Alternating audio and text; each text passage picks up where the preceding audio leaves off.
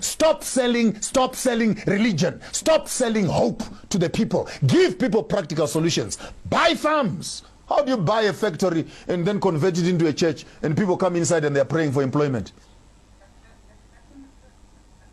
Buy the factory.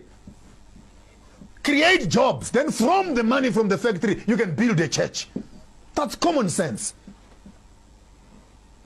We need to deconstruct, decolonize the church. And we stop being centers of embarrassment, centers of shame, centers of debauchery, centers of mischief, centers of licentiousness, centers of witchcraft, centers of perjury, and centers of corruption in the name of religion. And you don't want it to be spoken about, by the way. Ministers get very touchy. They get very touchy.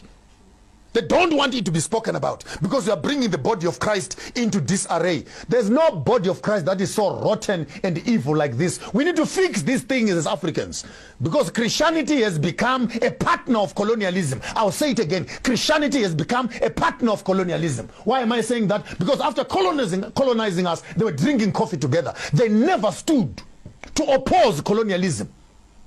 They were benefiting from it. All your cities here have churches that are standing. The church right now in Africa owns more land than many businesses because they were in harmony with the government. May we have some land, please? They were given land. May we have some land? They were given land. Did they even condemn that what they were doing was wrong? The church was benefiting.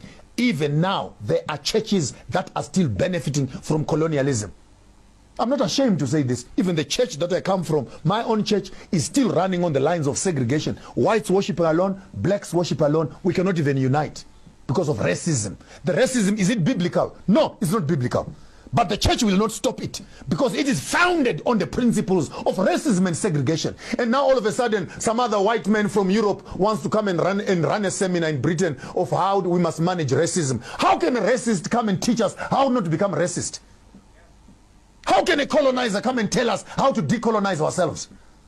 How do you have a conversation with yourself as an abuser of the system? Now you want to come and tell people how to manage and tolerate abuse. How can you be so narcissistic as an organization that you become so insensitive to the needs of the people that it is a conversation by yourself? You colonize the black people. You abuse the black people. You come around a few days later. You want to help the black people to tolerate and manage the colonialism that you gave to them. Are you okay in your head? When you finish abusing a person, when a person is abused, the most horrible thing you can do after raping someone is, oh, let me help you to clean up. Please, leave me alone. You've done what you wanted to do. Can you just get away from here? Let me find love and comfort from people that care for me, and I'll clean up my wounds. And when I am finally clean, and I come back to you and I want to deal with you, you did what you wanted to do, and you walked away. When I come back and I do to you what I want to do, you don't have the right of telling me what to do and what not to do. This is where colonialism and politics fail to understand. The colonialist came here.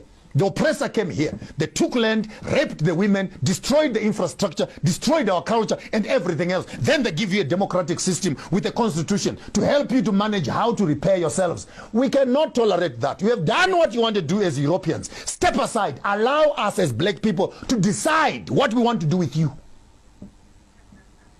You can't be an abuser and be a judge of the same abuse again. Does this make sense, good people? Maybe I'm losing my mind, people. Help me here. Does it make sense?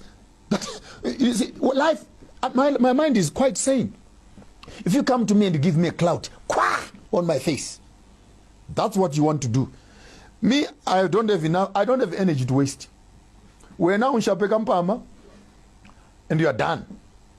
Me, I'll just go behind me and take a stone. Because you can never judge how a person you have abused must react to your abuse.